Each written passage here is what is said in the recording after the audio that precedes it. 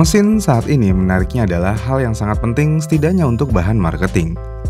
Jika kita ngomongin kelas motor matic, berapa banyak produsen yang membuat cc mesin menjadi bahan marketing utama mereka? Jawabannya cukup banyak. Misalnya Honda. Apa nih Honda cuma satu-satunya ya? Honda selalu bermain-main dengan cc mesin mereka. Kita bisa lihat Honda Vario. Honda Vario saat ini memiliki cc yang bisa dibilang unik, yaitu 160 cc. Padahal aslinya cuma di 156,9 cc. Ya mungkin ini pembulatan bilangan ya, namun kayaknya kejauhan pembulatannya jika ke atas. Karena jika dilihat dari angkanya yang cuma lebih 1,9 cc dari 155, sepertinya lebih baik Vario ini 155 cc dibilangnya. Namun apa menariknya 155 cc? Tentu aja lebih menarik 160 cc. Iya kan? Kemudian selain Vario tentu aja ada PCX 160 yang mana kubikasi mesinnya ya sama 156,9 cc. Dan oleh Honda dibulatkan menjadi 160 cc. Jadi deh Honda PCX 160. Jadi ya sampai sini jelas ya, bermain dengan angka cc bisa menaikkan citra dari motor tersebut dan yang pasti menaikkan harga. Selain itu, Honda juga seakan-akan menang dalam hal ini dari Yamaha, yang mana Aerox masih mengusung cc 155 dan NMAX pun masih 155. Jadinya ya Yamaha kalah dari secara branding. Dengan adanya hal ini dan dirasa cukup berhasil, seharusnya ini menjadi standar untuk semua produsen, yang mana seharusnya motor matic-nya aja harus memiliki cc besar. Tapi ternyata ada satu pabrikan yang tidak mau ikut-ikutan tren ini, yang mana pabrikan ini selalu bermain di cc rendah yaitu 110 sampai 125 cc. Bahkan motor-motor yang memiliki cc 150 yang dimiliki pabrikan ini tidak dijual di Indonesia. Cukup unik memang pabrikan satu ini. Dan ya, dia adalah Suzuki. Suzuki adalah pabrikan yang selalu bermain di kelas motor matic di bawah 150 cc. Kita bisa lihat motor-motor yang ada saat ini. Suzuki Address Playful, mesinnya menggunakan mesin 113 cc. Suzuki Address F1 ya sama. Kemudian Suzuki Next Crossover ya sama juga. Next 2 ya sama juga 113 cc. Kemudian ada Venice yang menggunakan cc 125 dan terakhir ada Brookman Street 125. Itu adalah semua jajaran motor matic Suzuki yang ada di Indonesia. Tidak ada yang menggunakan cc lebih dari 125.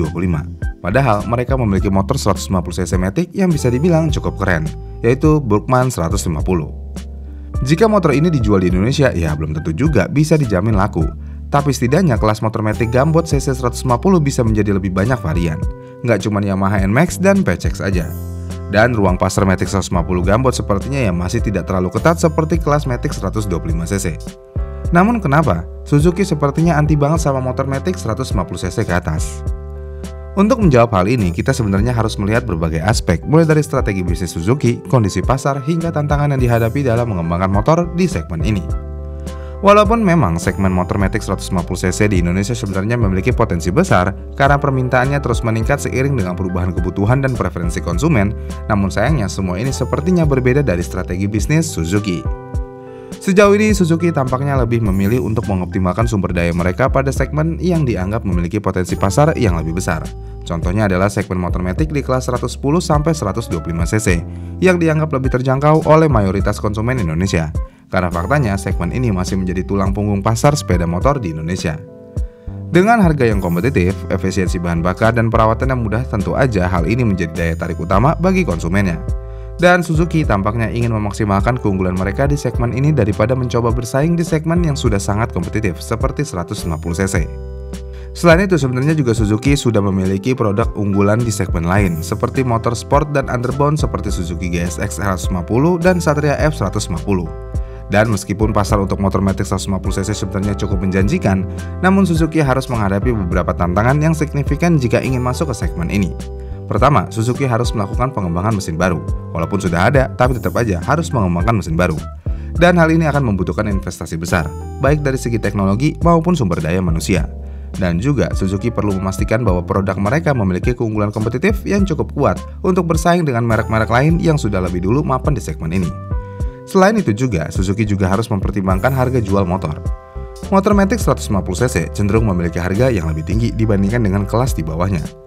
Jika Suzuki ingin bersaing di segmen ini, berarti mereka perlu menawarkan produk yang tidak hanya kompetitif dalam hal fitur, tetapi juga harga.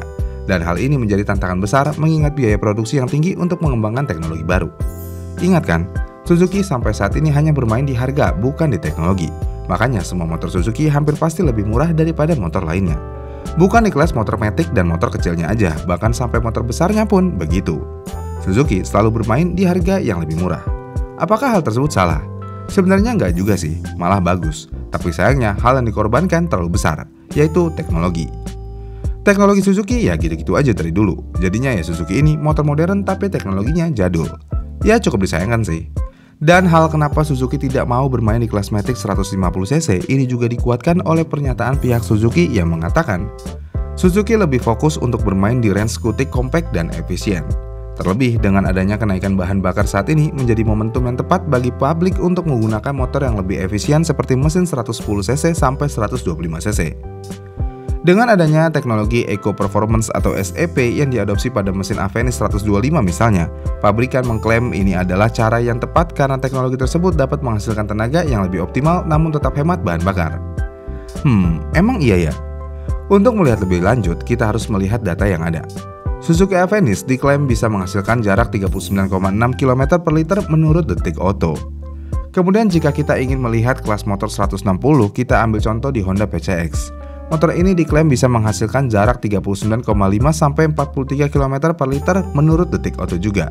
Yang berarti konsumsi BBM-nya hampir mirip. Jadi alasan agar lebih irit bahan bakar tidak bisa dijadikan alasan utama. Tapi apakah ada perbedaan performanya hanya dengan perbedaan sedikit cc aja? Katakanlah Burgman 125 dan Burgman 150. Tentu aja ada.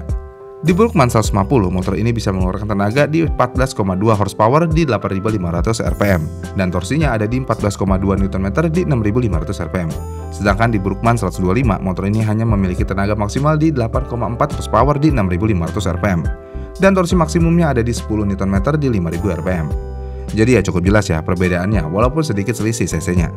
Tapi tetap aja ada perbedaan, apalagi di torsi bawah dan atasnya. Tentu aja ada perbedaan yang cukup signifikan. Terlebih lagi jika melihat kasus Burgman kenapa Suzuki tidak memasukkan yang 150cc. Lagi-lagi Suzuki bilang mereka ingin bersaing di kelas yang ramai pembeli alias pasar yang lebih luas dan tidak mau bersaing di kelas yang pembelinya cukup segmented. Memang sangat unik sekali ya Suzuki ini. Padahal mereka bisa bersaing di pasar yang lebih sempit dan berpotensi menguntungkan. Namun sebenarnya nggak itu aja sih alasannya. Karena mau bagaimanapun Suzuki sepertinya memang tidak berminat sama sekali bermain di kelas matic 150cc. Yang mana jika kita melihat semua jajaran motornya bahkan yang tidak masuk ke Indonesia, Suzuki hanya memiliki motor yang di cc 125 aja. Suzuki Saluto misalnya, cc-nya cuma 125 dan mesinnya ya sama seperti Suzuki Avenis. Kemudian selain Saluto, sebenarnya ada juga nih motor yang baru dikeluarin oleh Suzuki, yaitu Suzuki Soltanto.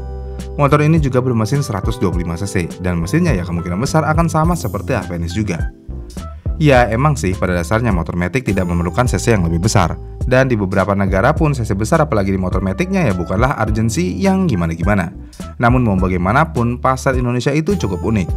Jika ingin laku dan berkembang ya tentu aja harus mengikuti selera pasar Indonesia.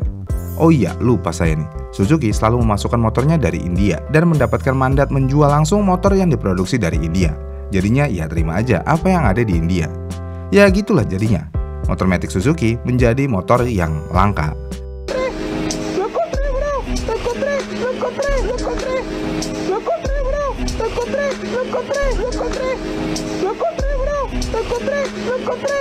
Ya mungkin alasan terakhir kenapa Suzuki tidak mau menggunakan mesin 150cc di motor maticnya tentu aja karena pajaknya.